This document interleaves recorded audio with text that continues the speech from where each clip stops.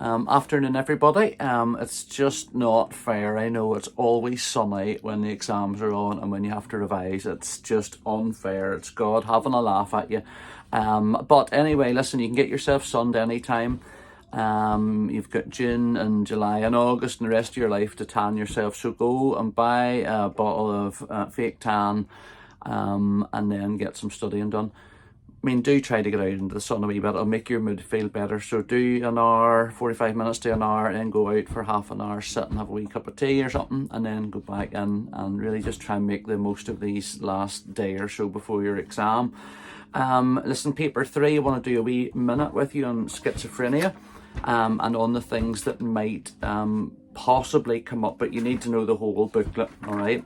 Of course, schizophrenia is a serious mental disorder. It's a form of psychosis. It involves hallucinations. It involves delusions of grandeur, or maybe people are controlling you. It has negative symptoms as well. Things like speech poverty. You can't get words out. You can't create sentences. Find it difficult. And you have a thing called avolition, which is you're unable to complete simple tasks. Okay.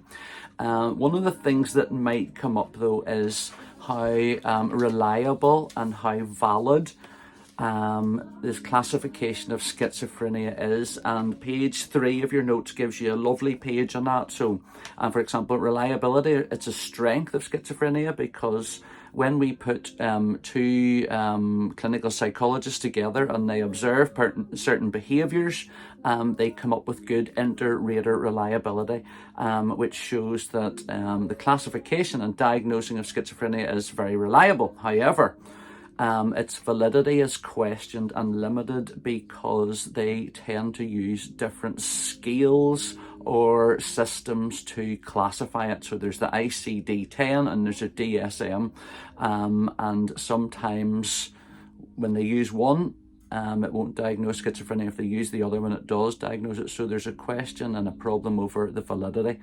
So they need to make sure they use the same system for classifying it or diagnosing it. There's also a thing called comorbidity, which is simple. Co means more than one. So schizophrenia often occurs alongside other mental disorders.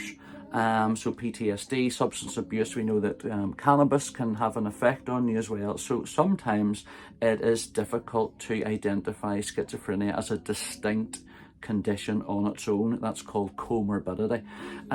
There's another thing called symptom overlap, and sometimes the symptoms of schizophrenia are quite similar, for example, to bipolar disorder, and therefore they may not be two different conditions. They may be variations of the same condition. So therefore we're not quite sure if we have diagnosed schizophrenia or is it bipolar, and that's an issue with the reliability and validity of it. There is also gender bias. That's another limitation because women seem to be more underdiagnosed than men, and perhaps that is just because when women show symptoms of schizophrenia, they're much more likely to go and seek help and have different, closer relationships to support them through that. And then if you look as well, there are cultural limitations and cultural bias, because in some cultures you actually find that hearing voices, for example, is actually a positive thing. For example, in Haiti and African Caribbean countries, hearing voices is maybe like your ancestors communicating with you, so it's not necessarily a bad thing. So that's laid out there. That's the reliability and validity of the diagnosis and classification of it. They have suggested that you should look at biological and psychological explanations. So when you think biology for schizophrenia, you're thinking family studies. Okay, if one twin has it, you're more likely to have it. Okay, if your mum has it, you're more likely to have it. That's a genetic thing. Okay, there's a positive correlation between the two. They've then also suggested there are candidate genes. There are certain genes and gene studies, schizogene, which may actually contribute to you having schizophrenia. However, most of the studies show that it's multi-genetic. Okay, there's lots and lots of different genes that and combinations of that may cause schizophrenia. There's also the possibility of mutation of genes. For example, if your father's a bit older when you are born, then there's a chance that the sperm might have actually mutated, and that may increase the risk of schizophrenia. And then the other thing that's to do with biology, of course, is what's in your head, your neurotransmitters. And we know that can be either of these things.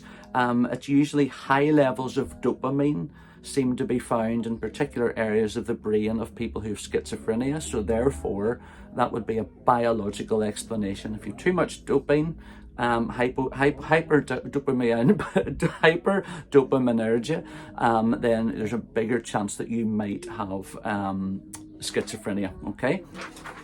And you can have a wee look through that. There's a lot of support there. There's family studies from Goatsman. There's smoking, THC from cannabis. There's all sorts of stuff in there that you can look at, and there's research support for the dopamine hypothesis and some limitations of it. It's nicely written out, so I would prepare a longer question on that.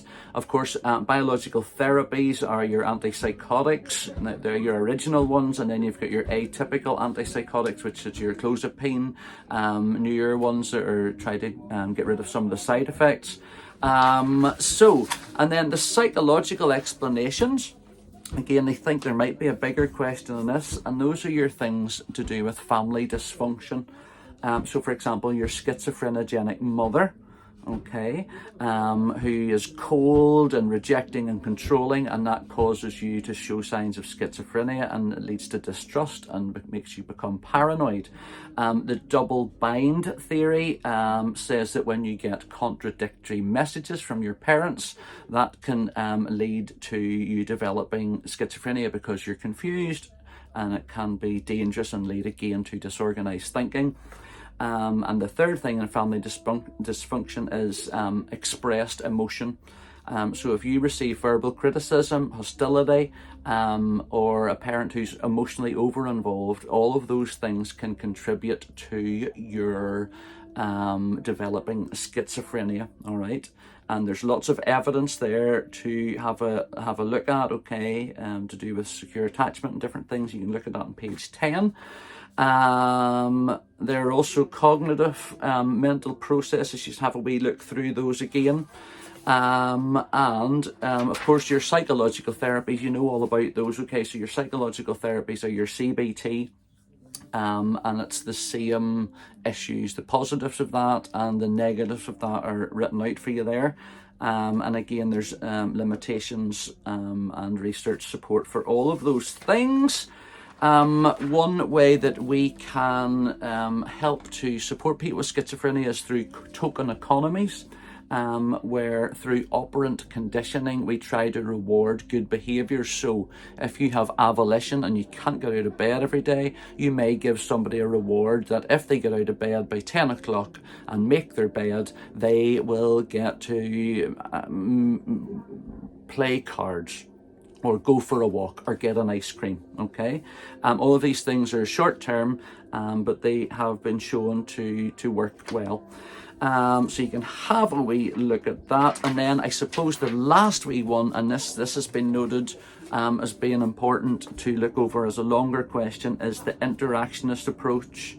And this is what we've talked about all the time. Our behaviours are complex.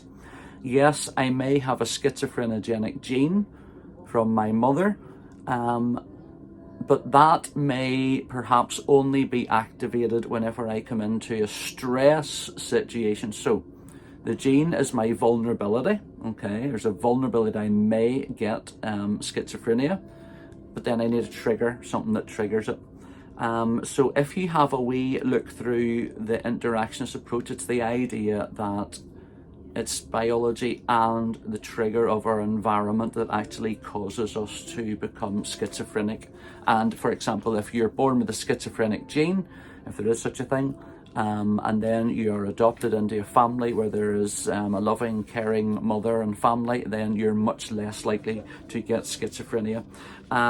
If you have a wee look through the notes, that is schizophrenia done, and that was 10 minutes, and I thought I could do it in 2, but you obviously can't. But that's the whole booklet covered. There'll be more coming tomorrow. Have a great afternoon from the shed. Bye now.